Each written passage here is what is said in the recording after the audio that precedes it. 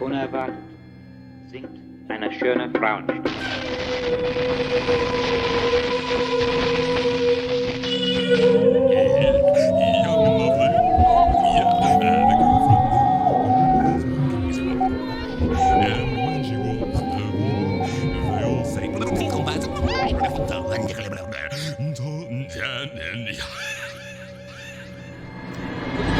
You're listening to Fault by Fault, the podcast on experimental music, new music, and improvisation. And today I'm talking to free improvising, or rather improvising reed and percussion player, vocalist, and producer Quetzal Tirado from Hungary. How are you doing? Hello, that's me.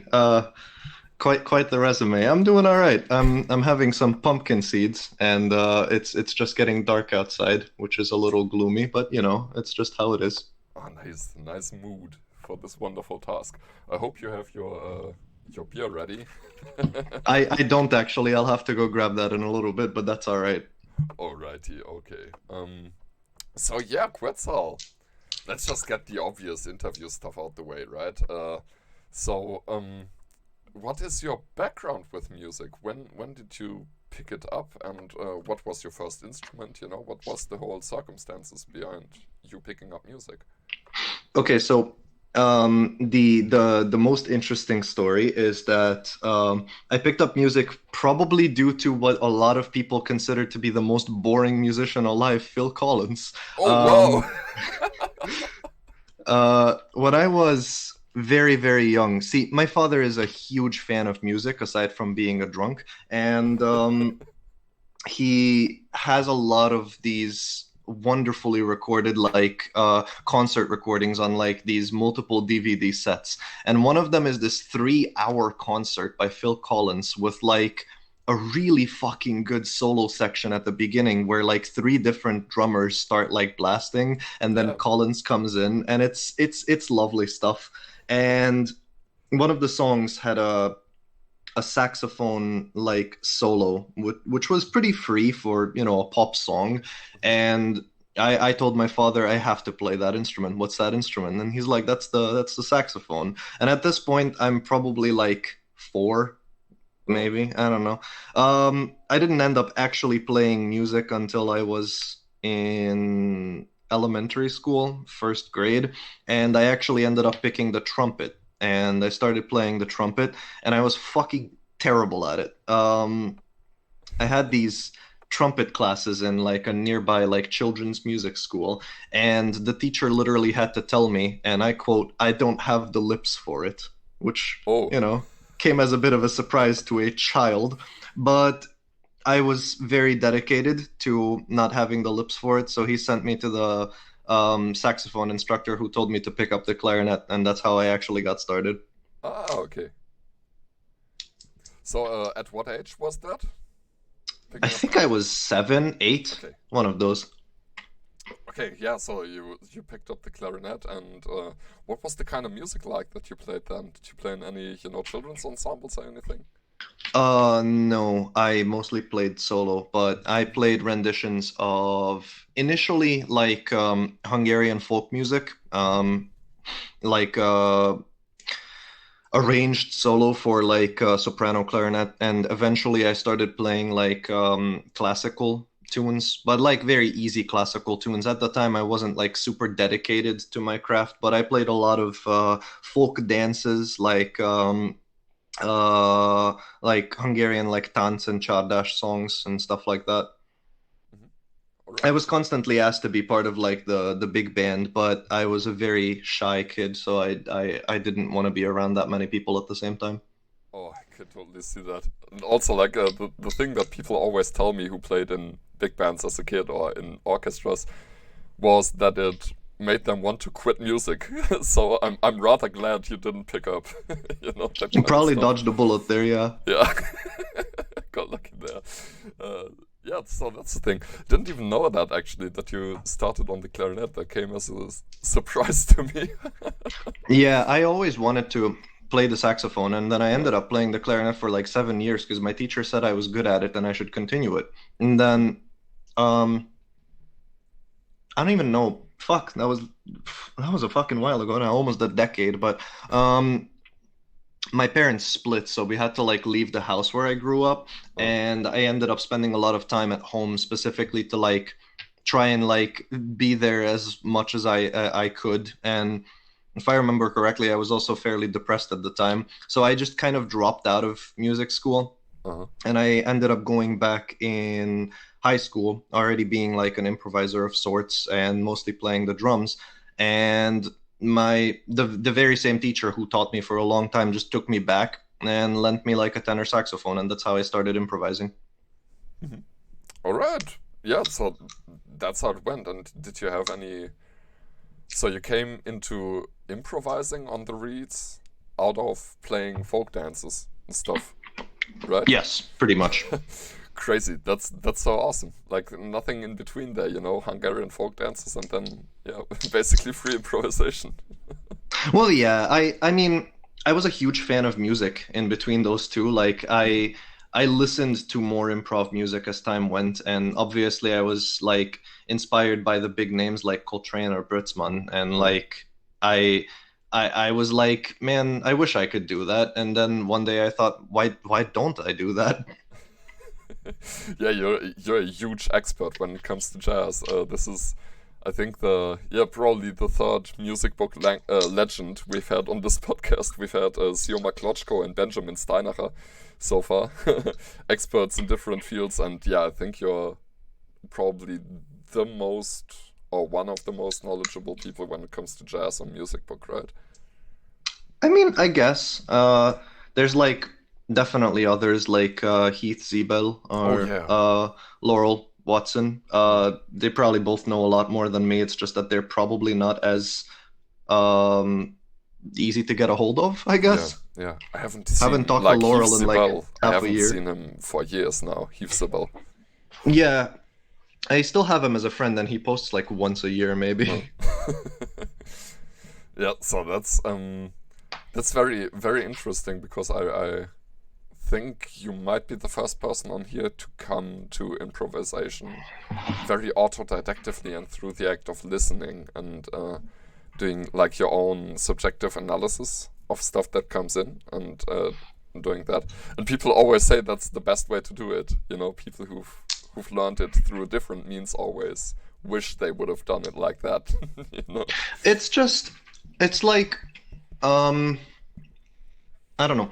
I was always very interested in art as a kid, and I never really knew the best way to be into art. And everybody always told me, don't learn it, never learn art, because if you learn art, you're going to become more formulaic. And by being formulaic, you're going to lose your creativity. Uh, And I took this to be a completely like objective point of view because so many yeah. people had told me. So I figured I just wouldn't learn art.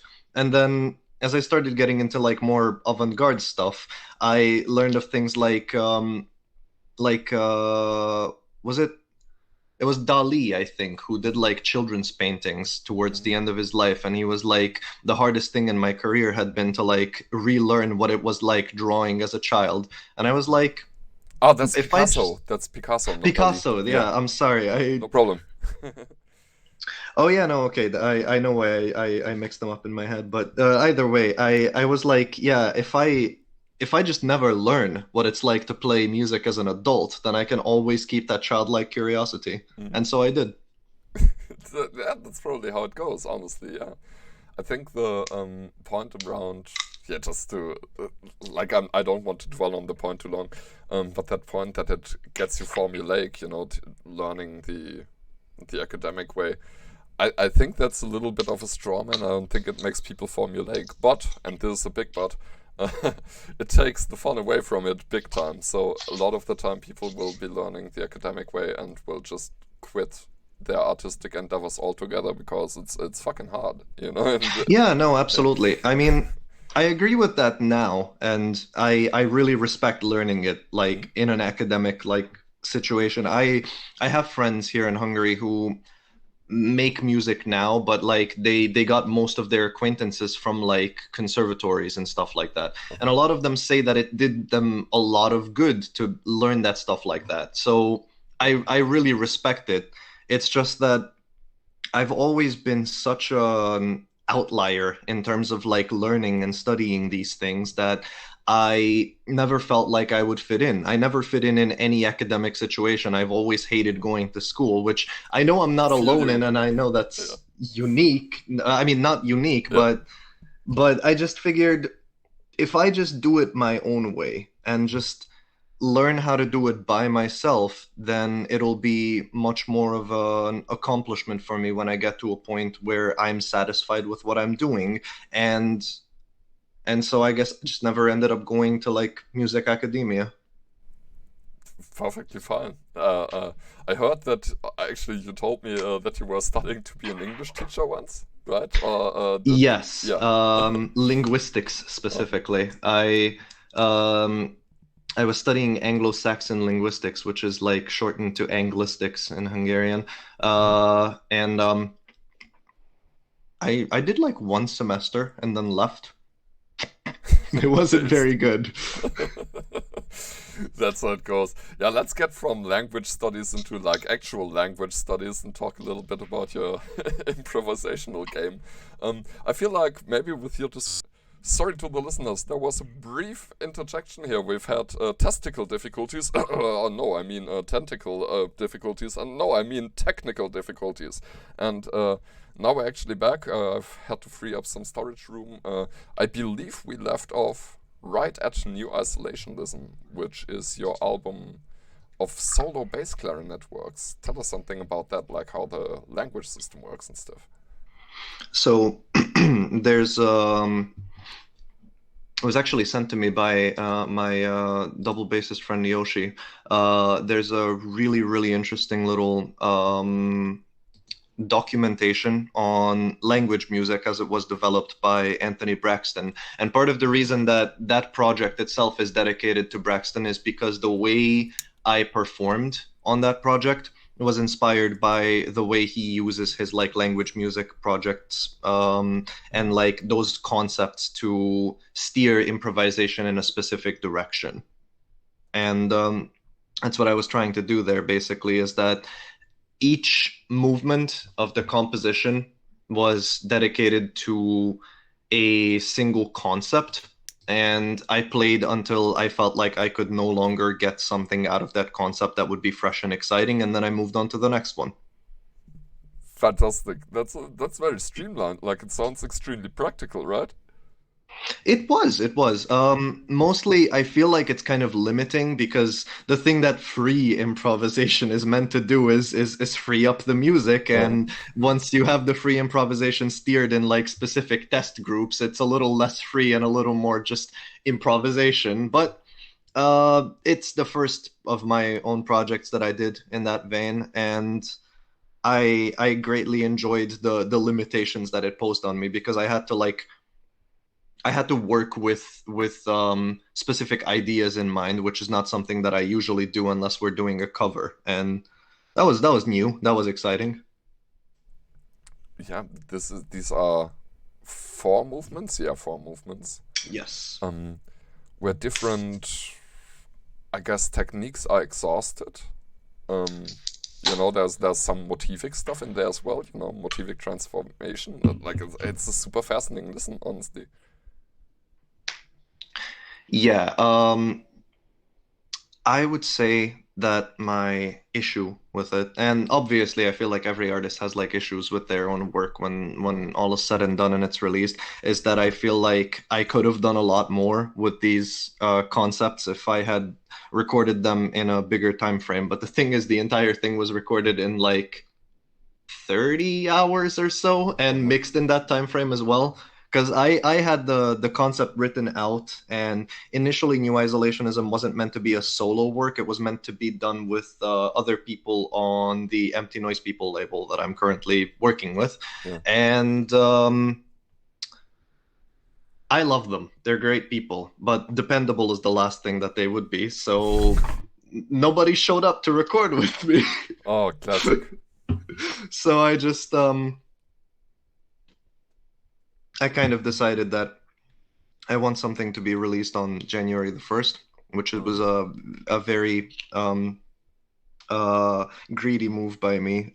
Generally, people tend to check out January 1st releases a lot more than any other time throughout the year. It's a very busy day for internet recording. Yeah. And so I recorded it on December 29th and 30th, and then put it out on January 1st. It's not that greedy, honestly. At least you didn't like immediately cash in on the breakout of World War III like I did. You know? Hey, man, honestly, your work was at least like a little more sonically interesting than the same instrument for 46 minutes played quietly.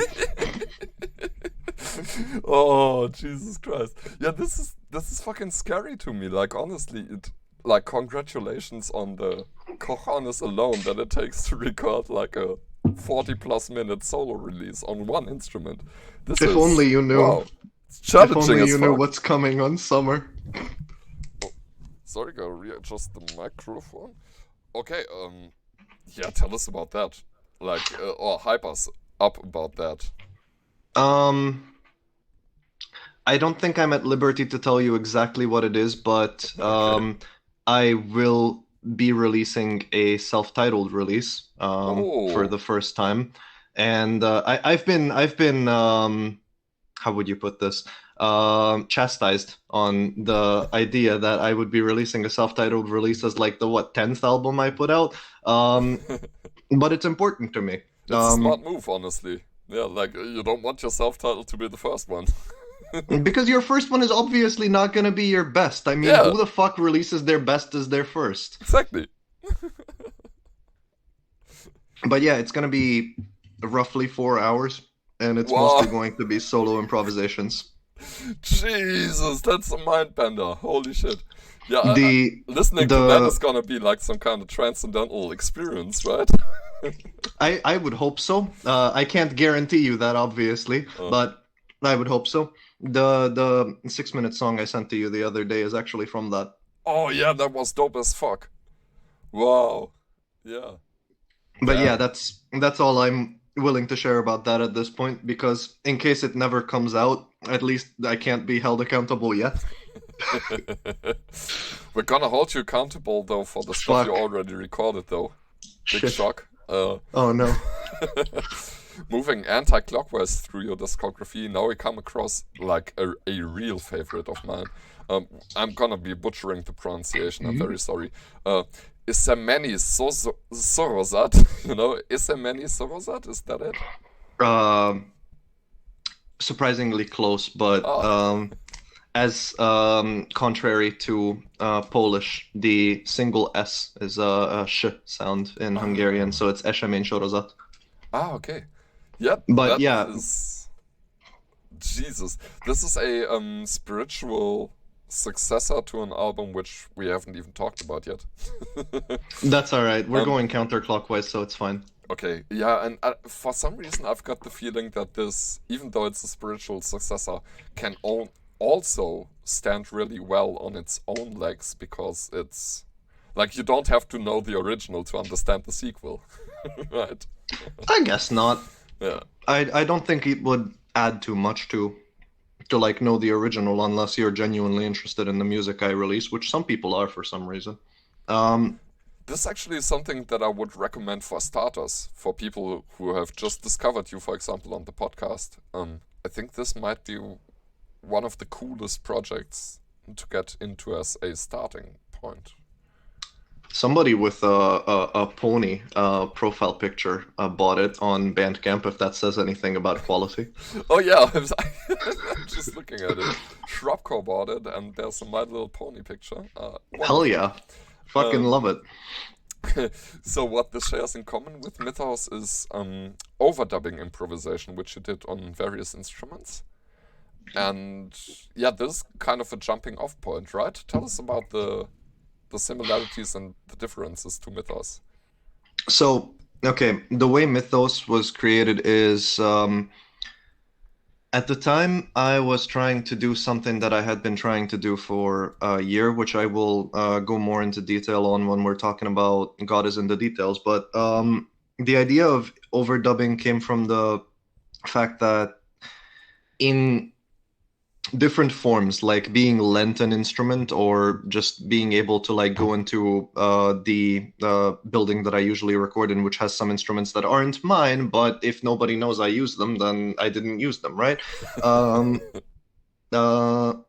I had access to a lot of instruments that I was either not trained in but had an interest in, or like had a little bit of like time studying as a kid.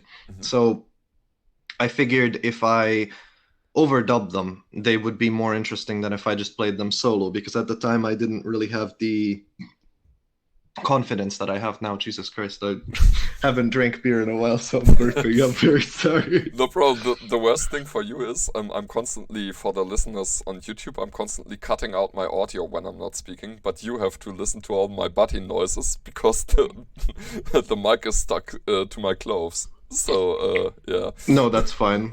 It's probably worse for you.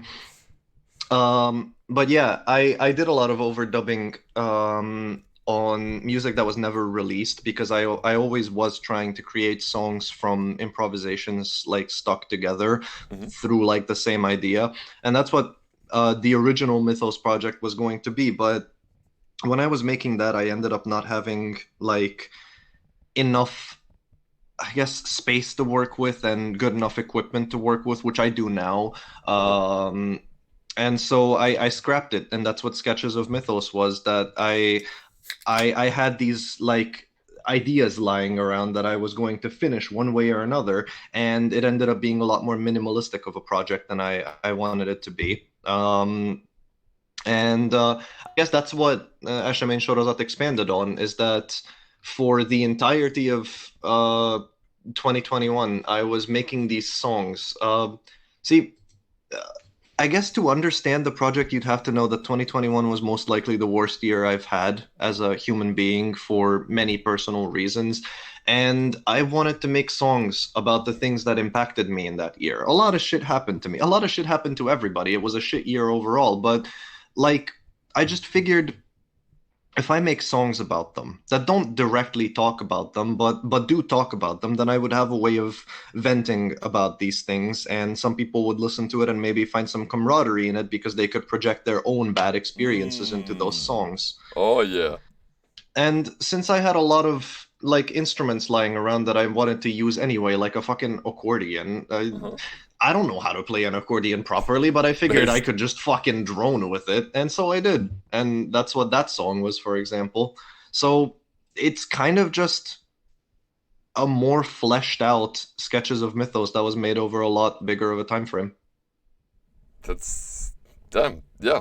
I can totally hear that, and it's blown up. Like it has these sparse moments, like Sketches of Mythos, which are very focused on a certain timbre maybe, or a certain kind of vibe, a certain motif. And then there are these collaborative tracks, and also I'm not sure if you've used your voice on Sketches of Mythos at all, because there is a lot of voice on Eshemeni Sorosat. If you'd like to, you can call it the event series, because that's what it would be in English. Oh, okay. I did use my voice on one track, which was Heritage. I did some throat singing. Oh, yeah, there was extended vocals. Yeah, exactly. That's, yeah. By the way, fucking Jesus Christ, I love your vocal work so much. Like, the crooner kind of style. I love that. I love the extended vocal technique on Sketches. I love the old person voice on Event 2. Wow, that is scary as fuck. That's damn, so good. Yeah, that was very directly inspired by Leonard Cohen. And also my many years of experience smoking as a child, which I shouldn't have done, but it happened. Same here. Yeah, you end up with voices sounding like this one. It's okay. I mean, some people like old people, so surely. There's this. Sorry to get off topic for a while, but for a second. But this piece by Carola Bauch called "Die Alte," the old one. I don't think I do. Oh, it's fantastic. Like Carola Bauchold is this contemporary composer from Germany, super feminist, usually super dramatic, sometimes uses live electronics with the voice. But this piece, Die Alte, is just, a soprano vocalist doing the kind of sounds that dementia-ridden old people make, It's super touching piece and super scary one. That does sound really exciting. You'd have to send that to me, and I'll listen to it once we're done here. Yeah, I'll definitely send that to you. It's a good one. Sorry, yeah, that's little. What's the fucking word? I don't know. That little excursus is done now. Let's talk a little bit about the series of events, and also about sketches of mythos after that, I think, because that would make sense. Yeah, totally. But series of events. I love those electronics. Like, you've credited them as sine wave generators. Yes. How did you generate the sine waves? A friend taught me this trick, Avelina. She uses sines in her music extensively, or at least used to. Nowadays, she doesn't make as much stuff that's like super avant-garde, but there's just a program that like has like wave output, and you can like do saw waves, you can do sine waves, you can do all kinds of like wonky electronic stuff with it. Nice. And what I do is I just put like a feedback input into Audacity so that it records everything on my desktop, and then just like record the sines while I'm listening to it on headphones. And that way I get to like improvise along with the music if it's playing on like my phone or something. And it generally ends up being fitting. I really enjoy messing with that stuff because it's really interesting to stretch like the limits of human hearing to me. Oh yeah, like this. Damn, I forgot her name. There's this one composer who's very Mariana Maché. Yeah, I think it's either her or there was another woman, a French-German woman. Who works almost exclusively with sine waves. But yeah, this kind of exploration of psychoacoustics via like multiple sine tones, which is just the purest way. Yes, like absolutely. People, when we make music and we want to employ like psychoacoustic phenomena, we usually use reverb and we use spatialization and that kind of bullshit. But yeah, to do it with pure tones is just, that's like The idea did come from me, from Mariana Maché and Sachiko M's work with Filament, I think it was, and that's what I used on Event too, which was for all intents and purposes the first one to be made. And the idea there was just to employ a semi-high and a super low tone to like create a mid-tone in the middle. Yeah. And I don't know how well it worked, but some people told me they literally straight up couldn't listen to it, so I guess it worked well. Yeah, it's is this on the second event? Here Yes. on event 2? Yeah. Because I listened to it and I had very, very different kind of psychoacoustic effects. I could hear the combination tones sometimes, depending on what kind of improvisation was interfering with it. Sometimes Yes. I heard something very interesting, which I've never heard before, which was like a vacuum in the center of my hearing field, and then like a current, very, very difficult to explain, but it sounded like some kind of vacuum in the center of my hearing or in the center of my head, and like the void of a combination tone. Weird to explain, but yeah, very interesting concept, of course. And then with the improvisation, interacting with it, going over it, filling some of that void up. Super, super awesome. I'd have to re-listen to it to remember, but that does sound like what I was intending to do, so I'm glad that it worked out. That was really something that I've never heard before, like that black hole effect. That was really, really fascinating. And then there's right back to back with it, there's an interlude with multiple, I believe it's bass clarinets? Yes, it is. Okay, yeah. Damn, that's a sound. That's like a thick kind of droney cluster. Like everybody at home, you know, listening to this on YouTube, you should check the description and you should listen to this instead. I had a really funny story to tell about that specifically.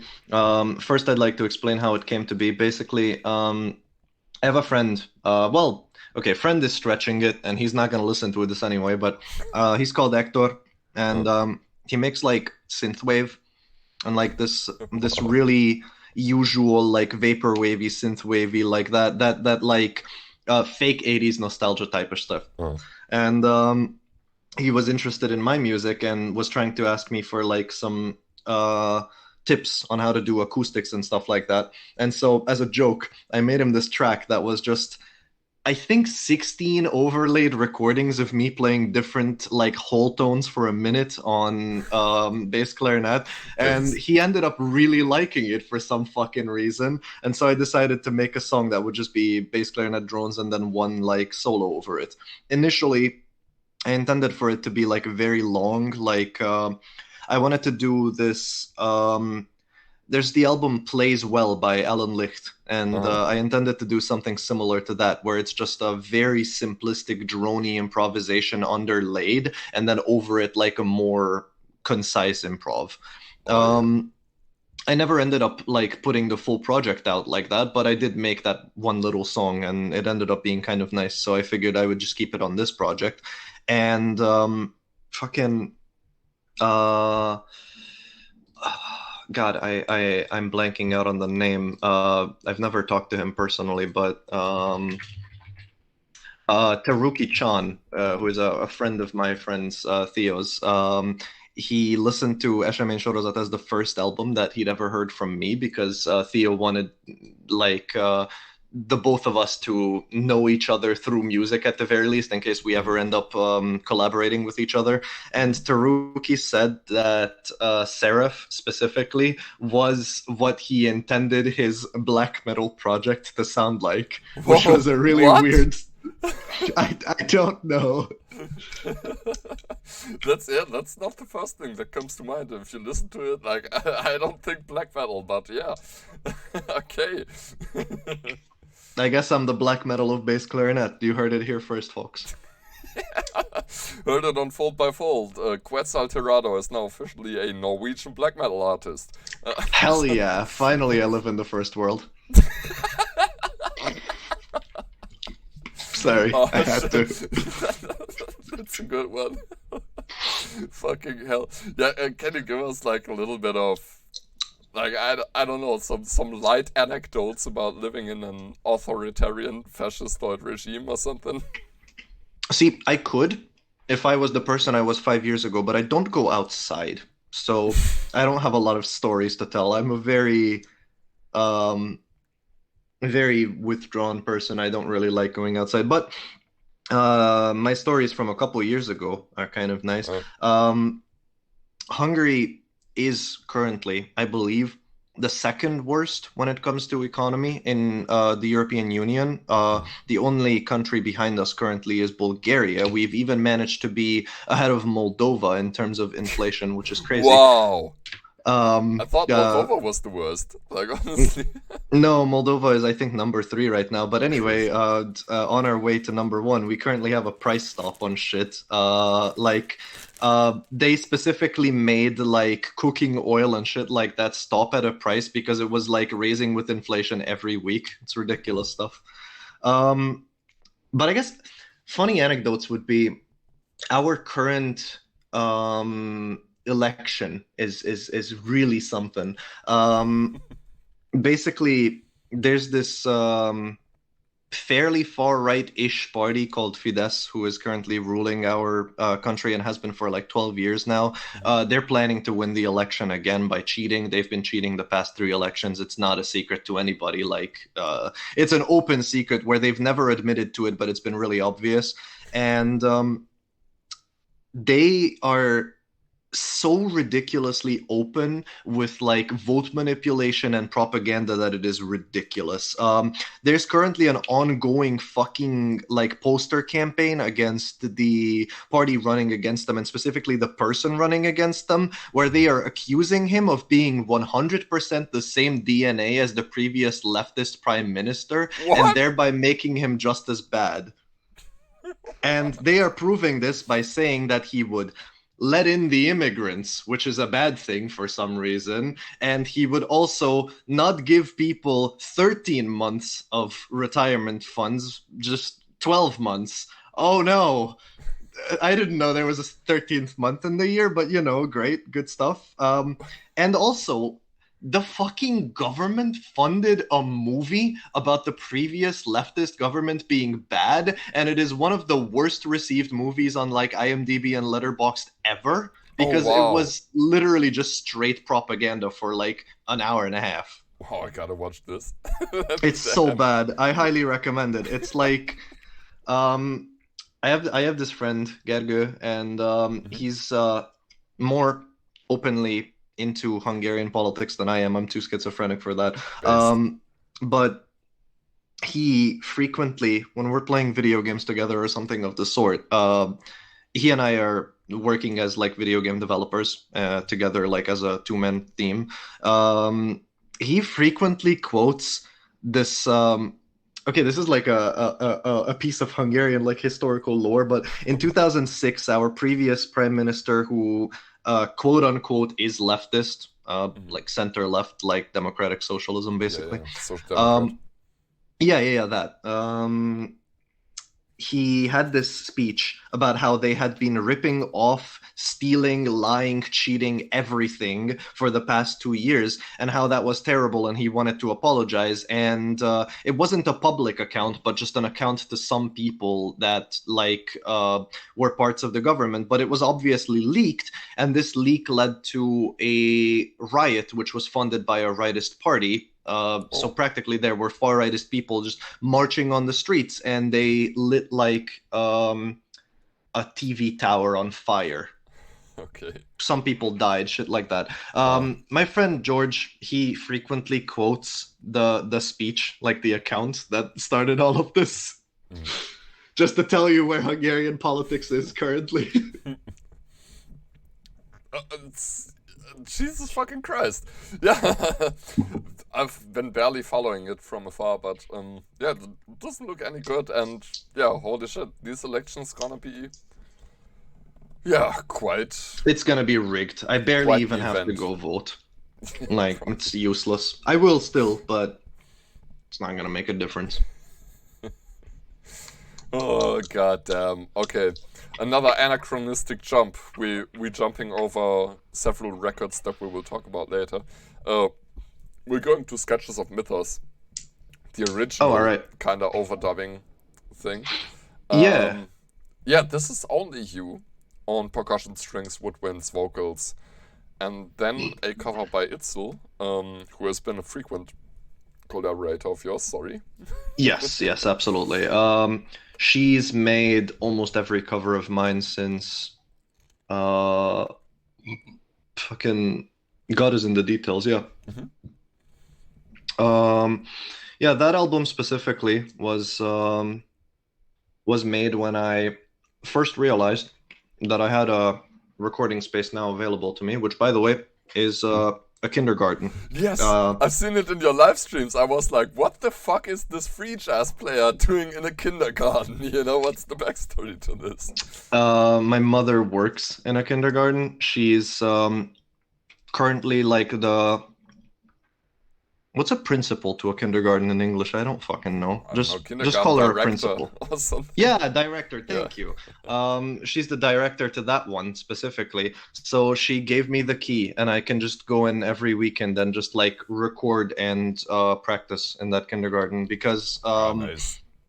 I have some neighbors. See, Americans wouldn't get this because to Americans, like, neighbors are just a person who occasionally calls the police on black people. But like In Hungary, if you have any neighbors, like if you live near any people, you so much as like turn on your stove and there's like 3 notices about your eviction. They're fucking assholes. Wow. So I can play my bass clarinet at home because that's not as loud as like a saxophone, like a conic instrument. But if I like start unpacking my soprano saxophone at home, I'm gonna have like 3 people in my door telling me to kill myself.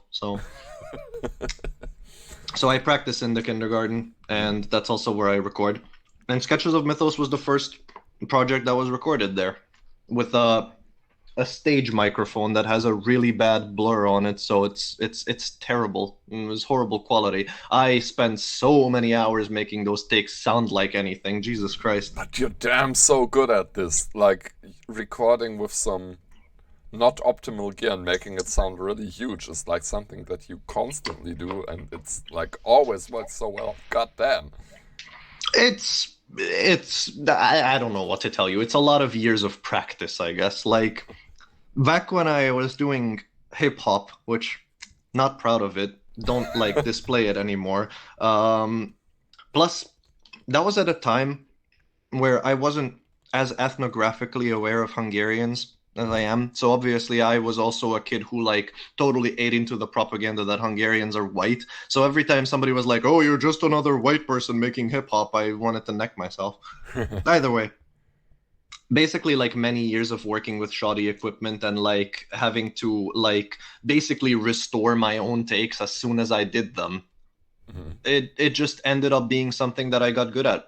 And now that I have like good equipment, I'm always surprised when like I manage to make a take sound good in 30 minutes rather than 5 hours, you know? Based. That's yeah, that it's a good feeling, honestly, and it yeah, just the way that it becomes almost automatic in some regards is feels good, man. Yeah, and I mean, you've heard some of those like quintet takes that we're doing, like those sound fucking great. And some Yeah. of those were recorded on a fucking iPhone, you know?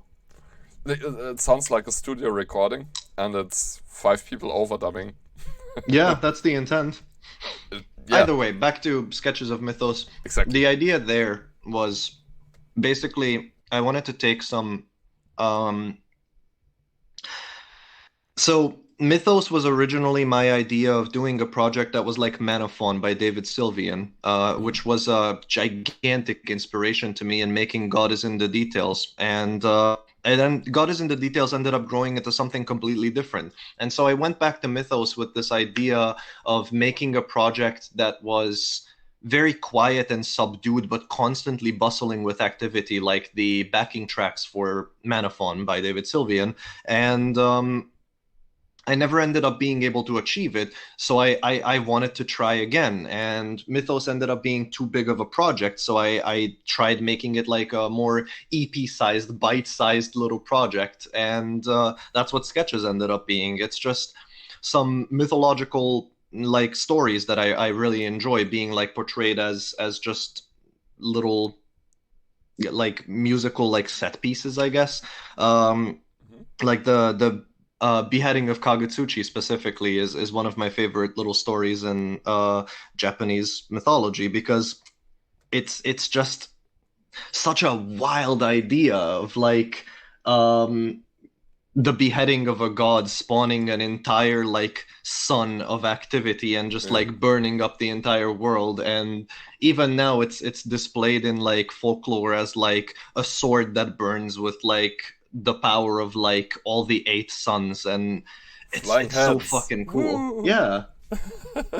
So good. And anyway, like fucking beheading people was always cool to me as a kid. It's just So it's cool. such a brutal, barbaristic, like fucking inhumane rather, Yeah. like concept of like taking what's most important on one's body and just like immediately severing it from like the rest of the body. Yeah, that's. Oh, here's the audio level. Okay, that's one of the myths. What's the myth for heritage visions? Because I guess the other ones are pretty clear. For heritage, it was like the idea of making like Hungarian folk like instruments and concepts into a more improvisational like set piece.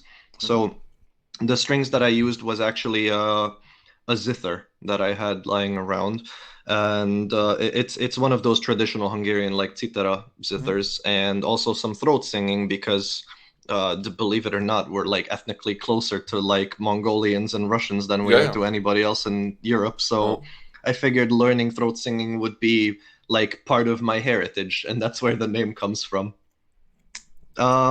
It's very, very difficult to track down Hungarian mythological figures. Like, I know the like main deities, but even those, some of them don't have a name. Like our primary deity, the one who like ruled over all the rest of the deities, he's just called the Lord of War. He doesn't have a name. He's just called the Lord of War. wow. That's that's weirdly intimidating. You I know, mean, the one who I does don't not know. even have a name but shall be known as, the Yeah, thing he yeah, does. absolutely. But you know, like Hungarian history, like especially like before like 1000 after Christ is practically just war, pillaging, murder, rape. Like that's my heritage. I killed all of your ancestors. What do you have to say for yourself? You know? Yeah. Like obviously we had to have the war god be the primary one because we practically killed in every country in Europe and Asia at any given point. I mean, they erected the fucking Chinese, like the Great Wall of China against my ancestors. Uh, oh, damn. That's fuck. This is something I don't think we can afford the depth to go into, but it's honestly very, very, very fascinating. Like the general kind of history of what we now know as Hungary and all that kind of shit. It's honestly also something that I know way too little about because the German education system failed me. Yeah, well, you have me. You'll just have to ask at some point. Based. I definitely will, but in the meantime, for the fucking interview, let's jump into the 4 or 5 albums we've jumped over. Like first of all, there's Years Apart but Still Together, which is that album where you overdubbed yourself over, I believe it was all solo percussion pieces. Yes, with Yeah. one exception. Okay. Uh, yeah. Funny enough, I just made a Facebook post to my friends who listen to my music, and I was like, if I overdubbed myself over a bunch of drummers, would you guys listen to it? And they were like, yeah, and so I made it. Yeah. It's a lot of drummers that are like really personally significant to me, like Günther Sommer, Milford Graves, Jerome Cooper, Michael Zorang, William Hooker, Claire Rousey, and especially Eddie Prevost, who like occupies the longest song in there. And then there's the one with Peter Brutzmann and Werner Lüdi, who, by the way, I think Werner Lüdi might be like the most underrated alto saxophonist out there. Nobody fucking knows about the guy. For real. So I Fuck just is Werner Lüdi, yeah. I just took a bunch of these songs. I mean, fucking the like duo record between Ludi and Brutzmann has like fucking 10 listens on like all archival sites. Like, come on, people. It fucking slaps. Gonna get some more pumpkin seeds. Give me a second. Yeah. Okay, hell yeah.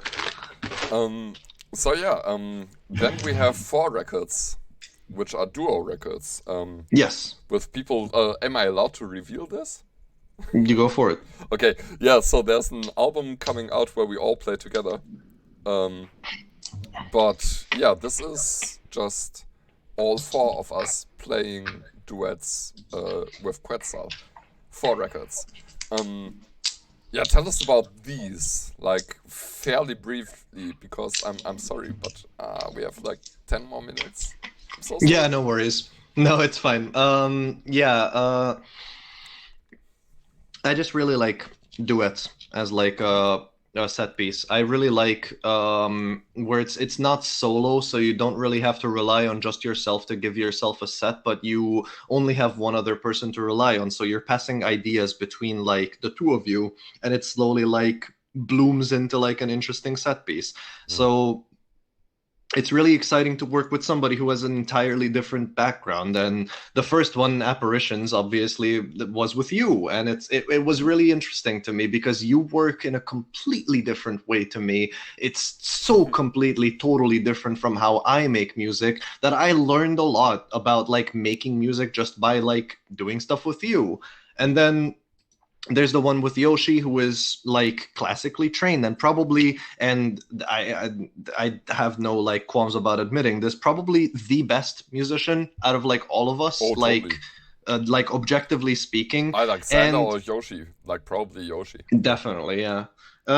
And he knows so much jazz history, jazz lore. Like he working with him, it was guaranteed to be good because all I really had to do was just fucking screech over whatever he was doing, and people can pay attention to the bass and don't have to care about whatever I'm putting out there.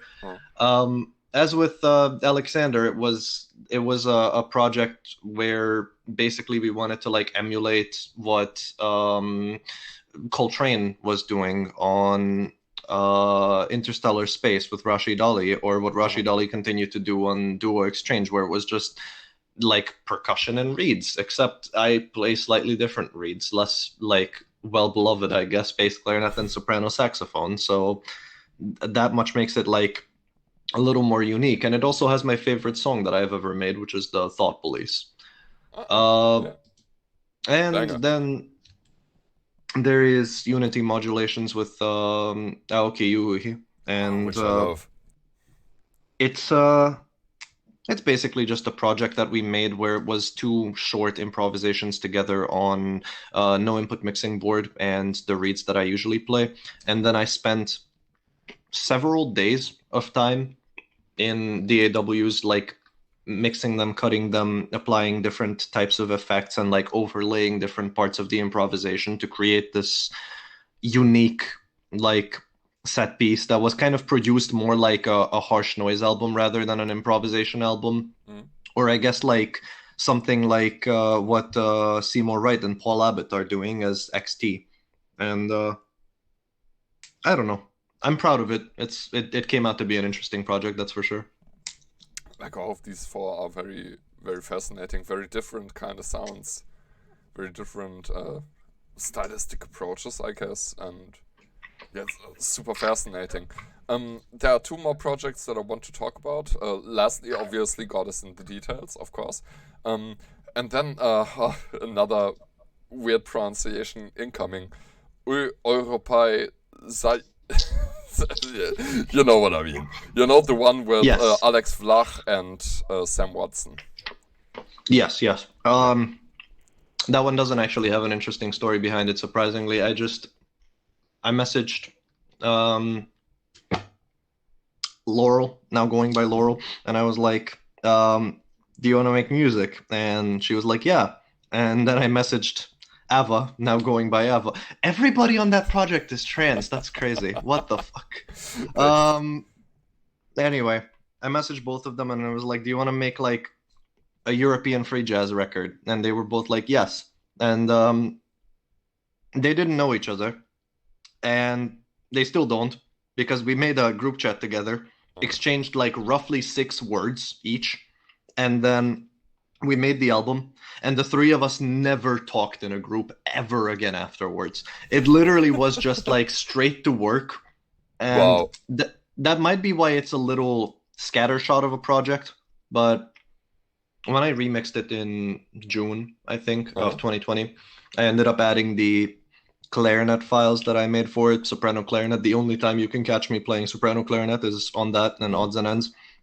And also the piano by Laurel. Yeah, And it kind of exactly. just, Oh, the remastering was like a different album because then we had, you know, an added piano by Laurel and the extra clarinet, which just changed the whole joint up quite a bit. and it's a lot better because the mixing was also not shit. Those I mean- those solo piano albums by Laurel, by the way, I don't think they're available online anymore. But maybe some internet sleuth can find them for me because I used They're to have very them. good. I lost them. They are so good. I want them back. You know. I can try like asking her for you, but yes, basically that was the whole story behind it. Mhm.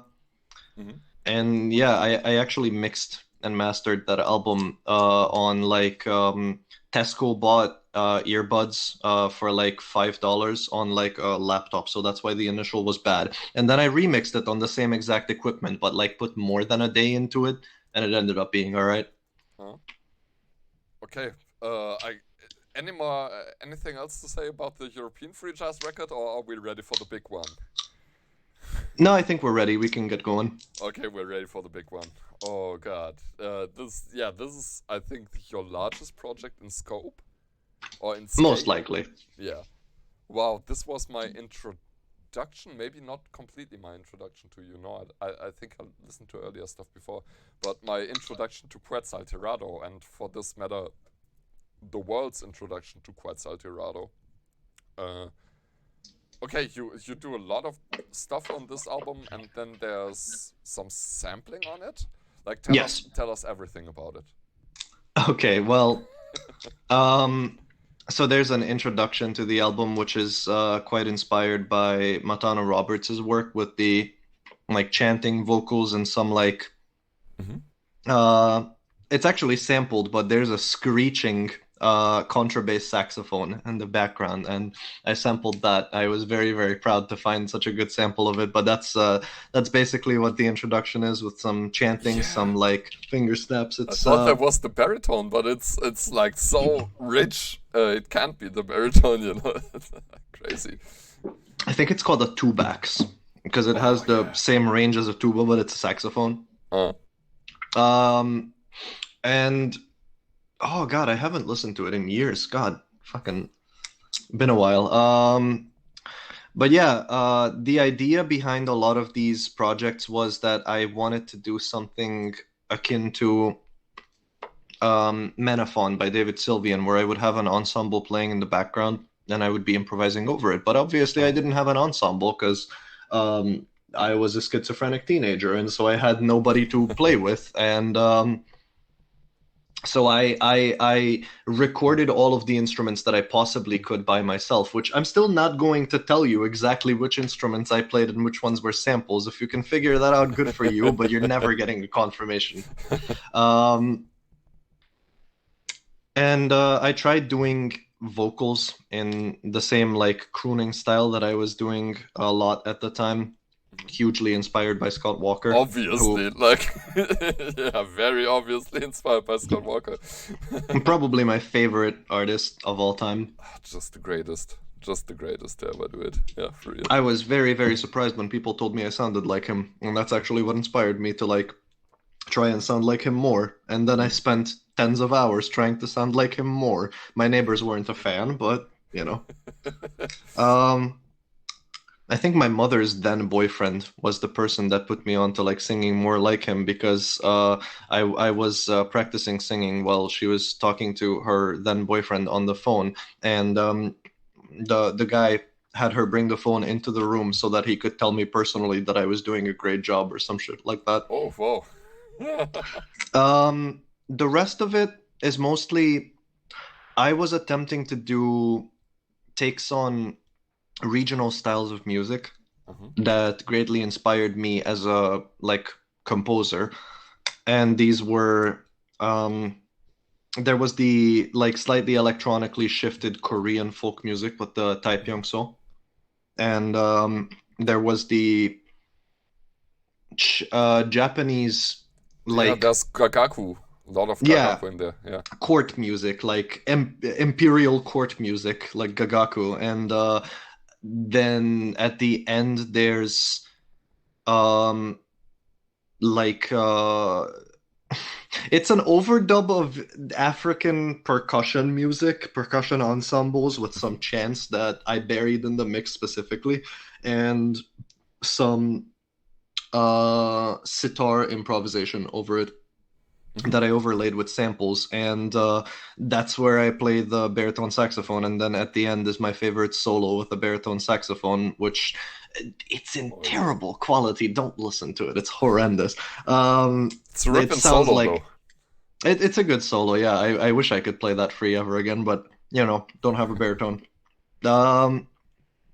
But the idea really was just to pay tribute to a lot of the spiritual like jazz people that I looked up to greatly, especially Don Cherry and Pharoah Sanders, who did the very same thing when they were young, where like taking inspiration from like regional styles of music, and also to like Scott Walker in the singing department, or David Sylvian in the compositional parts. And when I realized that none of these, and I'm sorry, I know you personally enjoy this record. I have a hard time looking back on it because I think it could be so much better than it is. But when I realized that all of these songs by themselves weren't songs, but were just like ideas, concepts that I couldn't really flesh out, then I added the like motif of and this is a callback to my childhood, which I could explain, but it would be a little bit long-winded. I added chimes that play in the wind, and like those wind chimes ended up being like this little notifier that a new act of the song was coming on. And that's practically it. I just really wanted to do a big project. I used to have these incredibly ambitious ideas for albums that I couldn't do with the equipment I had, so I just made do with samples and some clever mixing. All right. Damn, and it is a big album, like for your first huge release. Like this is yeah, positively huge. it's very big. I know. I'm sadly falling into Trump speech. I must be a little bit tipsy. No, it's fine. It's very big. Big. Huge even. Yeah, huge.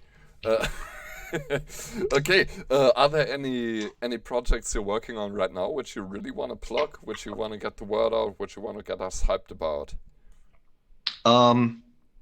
I could and probably should, but the thing that I do last for albums is titles. So I couldn't give you the title for any of them. Well, actually, there's a duo.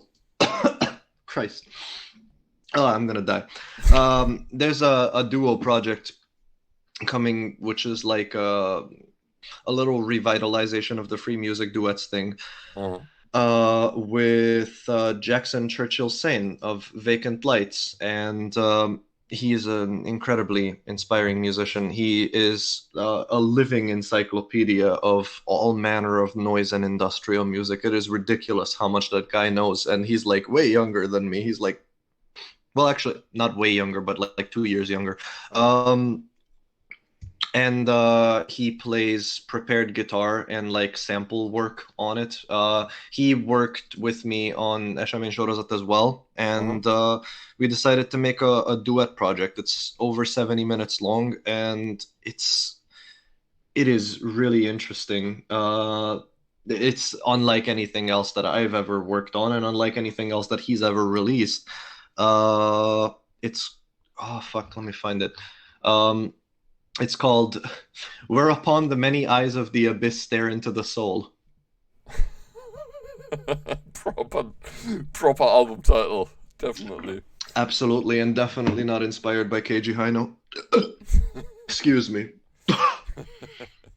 Okay, so that's something we can look forward to. Then at some point there will be the for our self-titled album. Truly. Yeah. Oh, I'm so looking forward to that. The official psychedelic Quetzal Tirado full-time experience. If you listen to it in full, it just kills you. That's the extra effect. It's like Cruelty Squad. Yeah, I'm so fucking hyped for that. Okay, we had a blast. You've been listening to Fold by Fold. I've been Paul Hermanson talking to Quetzal Tirado, who is a Hungarian improvising reed and percussion player, also vocalist and producer. And yeah, all the links are in the description. Please check this shit out, fellas, like for European free jazz, contemporary composition, improvisation type stuff. Quetzal Tirado is definitely a legend, you know, that is definitely one of the people that you have to listen to if you want to know anything about this kind of music. And yeah, it's been fun. Bye-bye, Quetzal. Yeah, I'll see you around. And it's been a lot of fun. Thank you for having me. Toodaloo.